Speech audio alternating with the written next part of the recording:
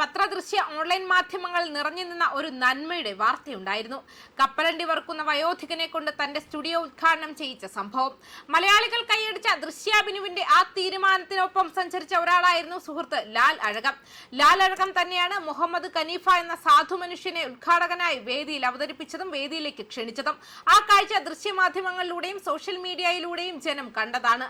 നന്മയുടെ മനുഷ്യർ ഇപ്പോഴും നമുക്കിടയിലുണ്ട്. നന്മ മരിച്ചിട്ടില്ല. സെലിബ്രിറ്റികളെ കൊണ്ട് ഉദ്ഘാടനം ചെയ്യിക്കുന്നതിനേക്കാൾ നല്ലത് ഇങ്ങനെയുള്ള ആളുകളെ കൊണ്ട് ചെയ്യിക്കുന്നതാണ് തുടങ്ങിയ കമന്റുകൾ പുറത്തു വന്നതോടെ ദൃശ്യാഭിനുവിനും ലാൽ അഴകത്തിനും അഭിനന്ദന പ്രവാഹമായിരുന്നു.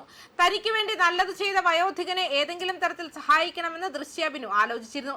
ഇക്കാര്യത്തിൽ തന്നെ കൊണ്ടാകും പോലെ താനും ഒപ്പം നിൽക്കാമെന്ന് ലാൽ അഴകവും പറഞ്ഞു. ഇതിന്റെ ഭാഗമായി ദൃശ്യാഭിനു 20,000 രൂപ വീട് പണിയുടെ അത്യാവശ്യ കാര്യങ്ങൾ നടത്തിക്കാനായി നൽകി. ഒപ്പം ദൃശ്യ സ്റ്റുഡിയോയുടെ ഉദ്ഘാടന വേദിയിൽ അവതാരകനായതിന് ലഭിച്ച പ്രതിഫലം ലാൽ അഴകവും ഉദ്ഘാടകനായ വയോധികന്റെ വീട് പണിക്ക് നിറഞ്ഞ മനസ്സോടെ നൽകിയിരിക്കുകയാണ്.